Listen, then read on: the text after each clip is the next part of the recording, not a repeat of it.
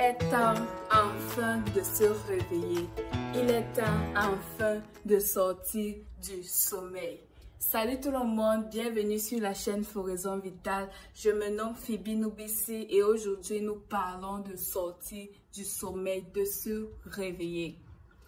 Je bénis le Seigneur pour le pasteur Michel Mokolo qui depuis un certain temps parle du réveil. Ça m'a aussi réveillée et nous allons parler du réveil dans la vie active. Oui. Beaucoup de personnes se retrouvent en train de chercher l'argent, oui, de chercher l'argent. Nous tous on cherche l'argent d'ailleurs. Mais de quelle façon? Est-ce que tu utilises tout le potentiel que tu as? Est-ce que tu fais ce que tu aimes ou tu fais juste pour faire parce que tu dis que ce n'est que ce que j'ai trouvé? Même si tu as ce que tu as trouvé, est-ce que tu cherches encore plus?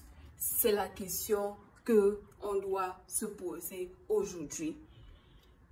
Quand tu utilises les dons et les talents que Dieu t'a donnés, laisse-moi te dire, tôt ou tard, tu verras le fruit. Ça portera du fruit parce que non seulement de un, tu seras épanoui dans ce que tu feras, tu ne sentiras même pas l'épuisement parce que tu vas mettre toute ta passion, toute ton énergie et ce sera facile pour toi de réaliser cela.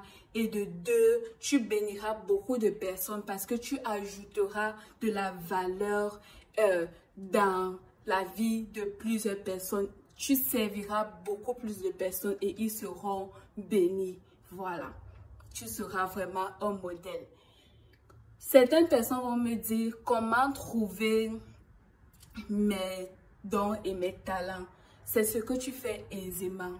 C'est ce que quand tu fais, voilà, tu ne t'affole pas, tu ne réfléchis pas beaucoup, ça vient seul, comme on dit souvent, c'est naturel. Tu ne forces pas. Imaginez une personne qui parle comme je suis en train de parler. Tu as l'éloquence, c'est naturel. Tu ne forces pas, tu n'as pas besoin de lire un script, mais c'est naturel, tu articules très bien. Ça, c'est juste un exemple. Toi, tu peux trouver pour toi. Certaines personnes vont me dire, je ne sais pas mes talents, je ne sais même pas s'il y a quelque chose que je fais facilement. Je n'ai pas encore trouvé ce que je fais facilement. Je vais encore te dire, dans la parole de Dieu, dans Ecclésiaste 9:10, il nous a dit, tout ce que ta main trouve à faire avec ta force, fais-le. Car il n'y a ni œuvre, ni pensée, ni science, ni sagesse dans le séjour des morts où tu vas. La Bible dit, tout ce que ta main trouve à faire, fais-le. Dans ton environnement, qu'est-ce que tu peux faire? Comment tu peux aider? Voilà, regarde juste s'il y a un problème, s'il y a une situation que tu peux résoudre et mets toi au travail et cherche à aider. Voilà. Même ceux qui vont à l'église, quand tu arrives à l'église, cherche comment aider. Si on a besoin des gens peut-être au protocole, on a besoin des gens pour chanter.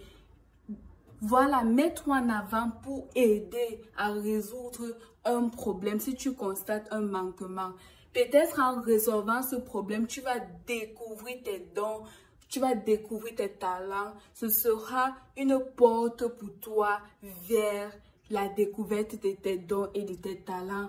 Et tu vivras un réveil dans ta vie et tu pourras aider des personnes. Tu pourras t'expandre et tu pourras être une bénédiction pour plusieurs. Voilà. Je vous ai donné des indices pour trouver vos dons et vos talents. Pourquoi se réveiller? Parce que il faut racheter les temps. Les jours sont mauvais. La parole de Dieu dit dans Romains 13, verset 11. Ici, là, le peuple romain était exhorté et au verset 11, on dit, cela importe d'autant plus que vous savez en quel temps nous sommes. C'est l'heure de se réveiller, de vous réveiller enfin du sommeil. Car maintenant, le salut est plus près de nous que lorsque nous avons cru. C'est l'heure de se réveiller enfin du sommeil. Sors de la paresse, sors des plaintes. Tu ne vas pas passer toute ta vie à te plaindre. Dis ça. Tu ne vas pas passer toute ta vie à jouer le victime ou la victime. Toi, tu es acteur de ta situation. Tu es acteur de ta vie. Tu es actrice de ta vie. Ton échec ou ta réussite dépend de rien que de toi. Même si tes situations sont difficiles, tu as la responsabilité de réussir. Personne n'a dit que ce sera facile. La Bible nous dit que nous aurons des tribulations, nous aurons les tempêtes, mais ça ne doit pas t'empêcher de réussir. Pourquoi? Parce que tu as Dieu. Je voudrais déjà exhorter aussi une personne qui est en train de vouloir se réveiller, qui a pris des bonnes décisions pour travailler, mais rencontre beaucoup d'obstacles. Voilà, laisse-moi déjà te dire que la réussite, c'est une succession d'échecs. C'est à force d'échouer, c'est à force de faire, de rater que tu apprends, tu t'améliores et tu fais mieux. Et aussi, le Seigneur a dit à Josué, dans Josué 1, verset 5 à 7, voilà, fortifie-toi et prends courage. Fortifie-toi et prends courage, ce ne sera jamais facile. Tu auras des oppositions, il y a des gens qui ne vont pas croire en toi. Même si tu veux, il y a même des personnes, tu vas vouloir les aider, ils vont même refuser. Ces personnes vont refuser, mais ça ne doit pas t'empêcher d'avancer. Ça ne doit pas t'empêcher de chercher plus parce qu'il y a un niveau supérieur. Il y a tellement plus. Tu dois toujours chercher à aller de l'avant.